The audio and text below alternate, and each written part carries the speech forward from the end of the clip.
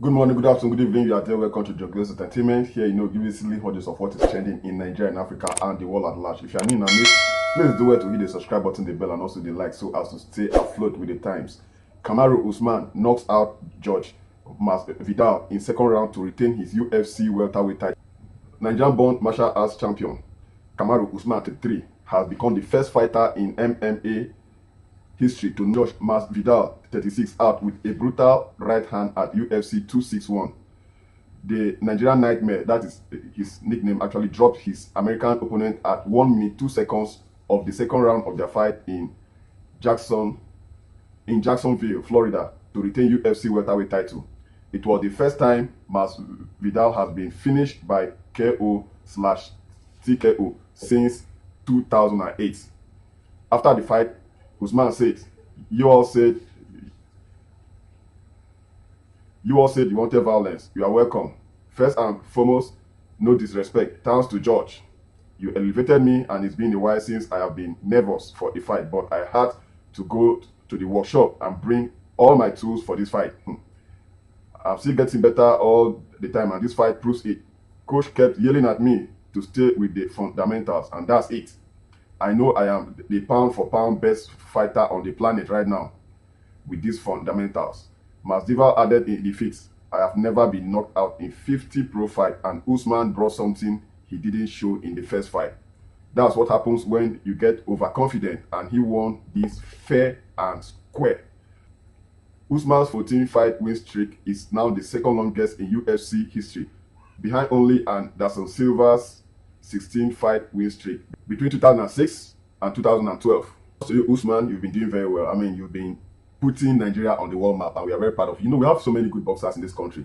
Anthony Joshua is the British Nigerian, and Usman is American Nigerian, and we have this Israel Adesanya too. He's been doing very well. I mean, we have so many good boxers in this country, though the sport is not really trending in Nigeria as compared to football, to sports like football. Football is our main game in this country, but we've been producing good boxers.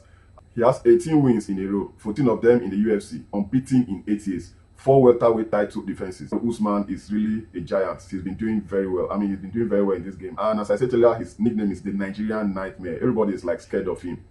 Well, congratulations to you, Kamaru. Keep winning, keep winning. Congratulations, bro. Keep winning. You've been doing very well. And after the fight, there was this, after the UFC 261, there was this emotional moment. Kamaru paid tribute to his dad, who is watching him live for the first time after 10 years in jail.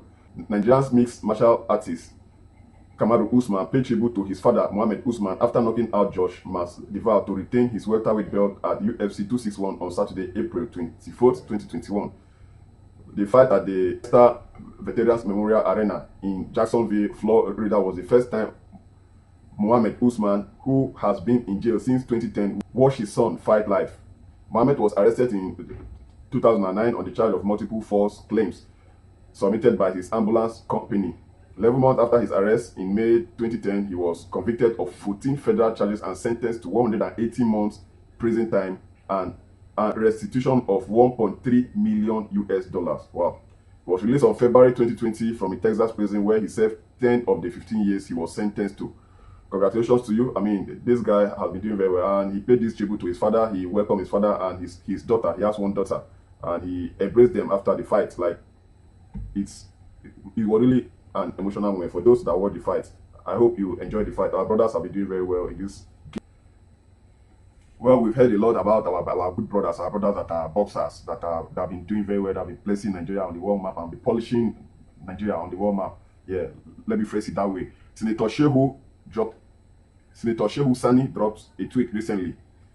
He said, and it be wrong, but it appears ladies have more uncles than guys. Uncle from my mother's side, uncle from my father's side, distant uncle. What are your thoughts on that? Just drop your comments below. Daddy Freeze also dropped a message recently. He said, I don't really have a problem with pastors using bodyguards and armed policemen. Nigeria is not safe. What I have a real problem with is pastors using armed guards while selling anointing oils, handkerchiefs, and stickers for members' protection. That is Daddy Freeze for you. According to him, he said any pastor who uses armed bodyguards should not be allowed to use testimonies involving armbands, stickers, etc. for members' protection. But that's what has been trending in this country. We have so many pastors there that have been, I mean, see them going around with amen, and they keep selling oil to their members for protection. Well, we've heard it from Daddy Freeze what are your thoughts on that. If the thing they work, why you no use am? It's like a native doctor doing money rituals for Yahoo boys while still living in a thatched hut in the bush. On the flip side, though, protection in uncertainty is scriptural.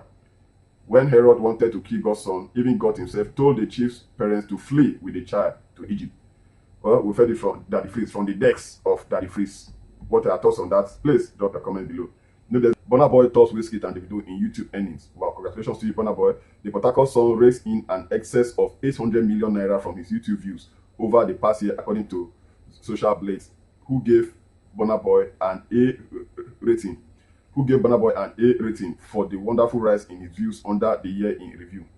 Wizkid has also earned 1.5 million US dollars so far this year, while Davido remains the closest artist to the bunch with $1.1 million in total earnings. Based on the success of his Grammy Award winning album, it's easy to see why Burna takes the lead. However, the gap between himself and some other notable earners who will love to rub shoulders with the three big wigs in the music industry is quite alarming. Well, we have other artists who have been trying their best. They've been doing very well, like Yemi Alade. She made $393,000. Tiwa Savage $195,000. Mr. Easy $299,000, and Mr. P $32,000 US. Well, they've been doing very well. And Rude Boy made $382,000, and Olamide $339,000 US. You guys have been doing well anyway. That is huge money. Well, that is huge money. No wonder you've been buying big cars and stuff. Well, congratulations to you. Congratulations to all the musicians in Nigeria that have been making names in the industry. You guys have been doing very well. We all know this guy that have been trending in Nigeria, James Brown. He said he's a cross-dresser. He's becoming as popular as Bobrisky. You know, Bobrisky is very popular. Bobrisky said he's the queen of all the cross-dressers in the country. She's the madam of all the cross-dressers. And she's been having this issue with James Brown. Recently, James Brown's alleged sister surfaces online. Rumor has it that she's working hard to become a man too. His sister is working hard to become a man, and the guy is working hard to become a woman. Well, what are your thoughts on that? Because for me, that is the definition of confusion in upper cases. I mean, confusion in upper case, boldly written confusion. The brother is trying to become a lady, and the sister is trying to become a guy. Well, what are your thoughts on that? Recently, NDLEA seized drug concealed in statue of Mary and auto spare parts in Lagos. Wow. Operating for the National Drug Law Enforcement Agency, NDLEA, embedded in two Korea companies in Lagos State, have intercepted 140 grams of methamphetamine concealed in the statue of Mary and headed for the Philippines. Also seized were 500 grams of heroin hidden inside auto spare parts, headed for Canada. NDLEA Director, Media and Advocacy, Mr. Femi Babafemi, stated this on Saturday, April 24. In Abuja.